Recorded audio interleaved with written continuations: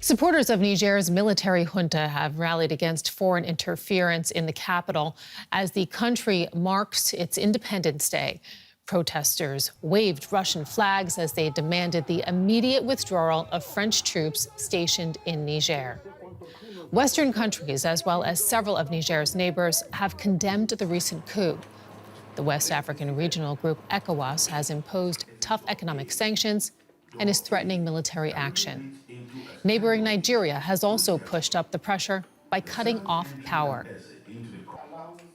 And now coup leader Abdourahmane Chiani used an Independence Day address to condemn the threats of military intervention. What has particularly surprised Nigerians is the statement from the government of the partner country threatening Niger with the use of force to protect its citizens, diplomatic representation and interests in Niger, even though they have never been subjected to any threat. How can a question of maintaining order following peaceful street demonstrations provoke such an excessive reaction from political authorities at the highest level? At this point, one can rightly wonder whether it is just and humane for a government to order the use of military force against the Nigerian population to protect its own citizens. Let's bring in West Africa correspondent Olisa Chukuma, who is covering this from neighboring Nigeria.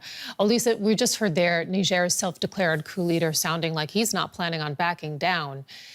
How serious could a conflict become, even militarily, perhaps, with West Africa's regional bloc, ECOWAS? Is it unavoidable at this point? Well, Sarah, perhaps it is in some diplomatic sense, because though the self-appointed coup leader in Niger right now is not backing down, he's talking tough.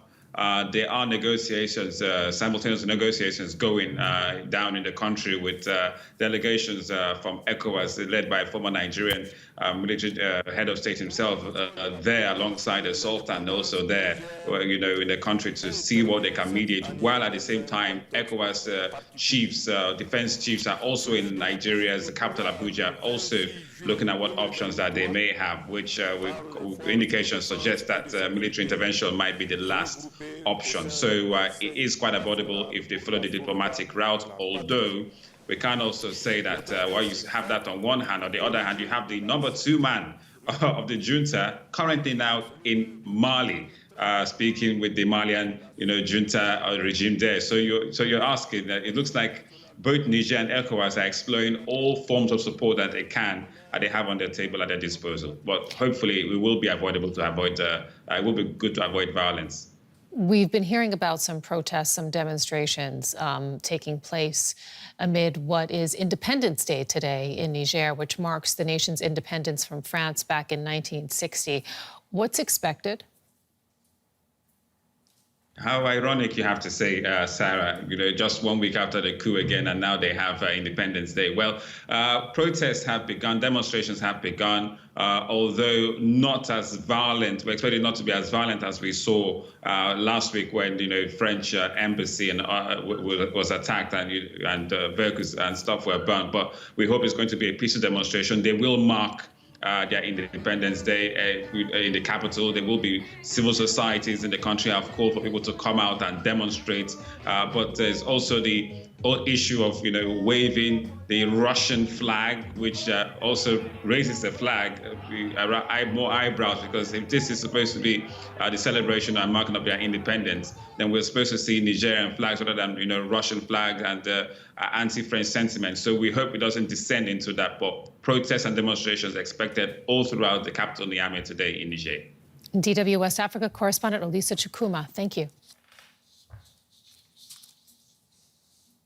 Niger is just the latest country in Africa's unstable Sahel region to see an overthrow of its government. Here's more.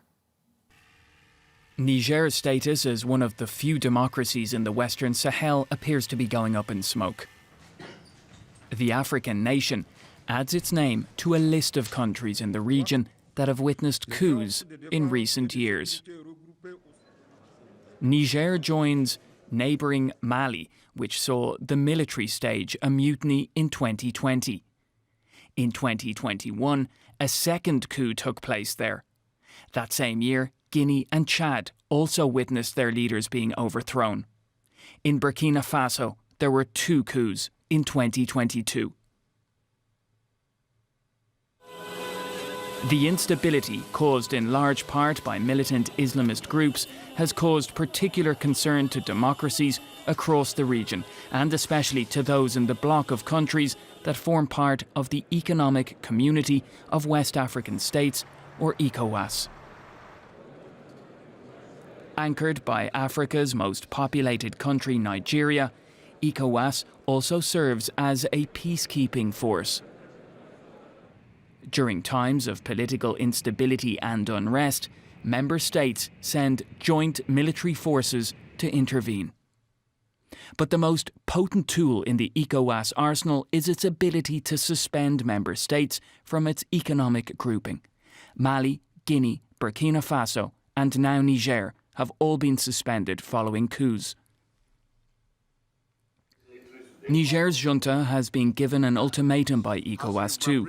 It has threatened the possible use of force. There are fears that any military intervention in Niger by ECOWAS could descend into a full-scale war in the region, with Mali and Burkina Faso both warning they would defend their fellow coup leaders. And the effectiveness of an ECOWAS force has been questioned by experts who say adequate funding is required if it were to have a chance of succeeding.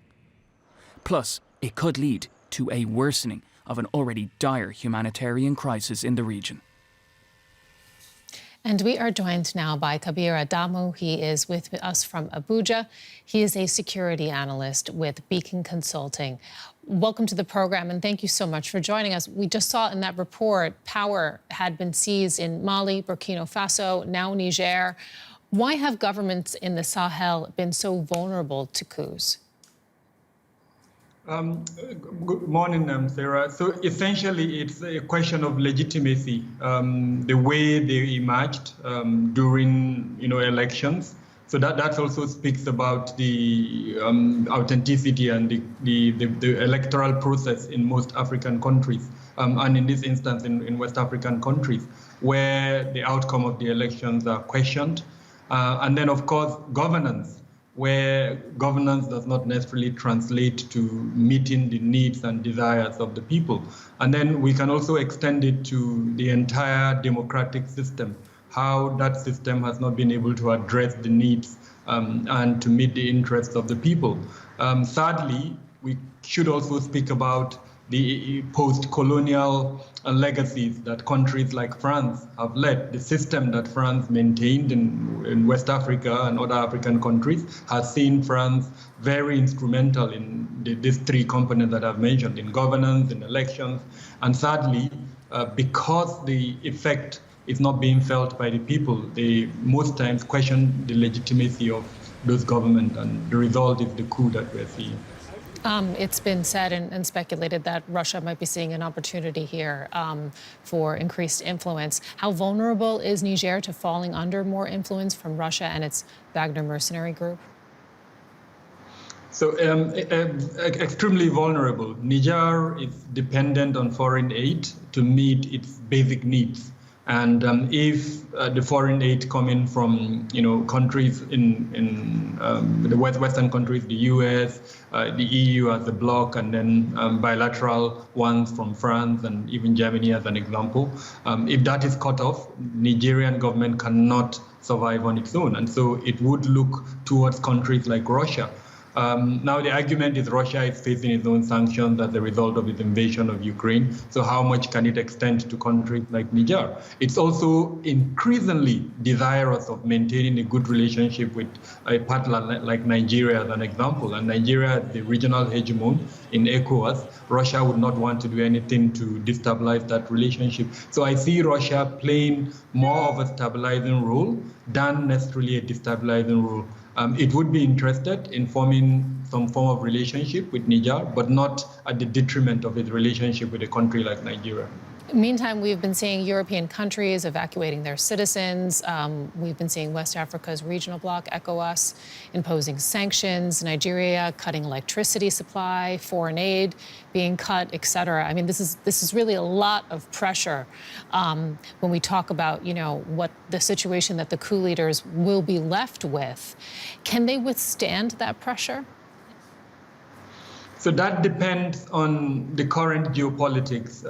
One of what kind of worries me when 2 days ago, the military junta announced the reopening of borders with some countries. It included Algeria.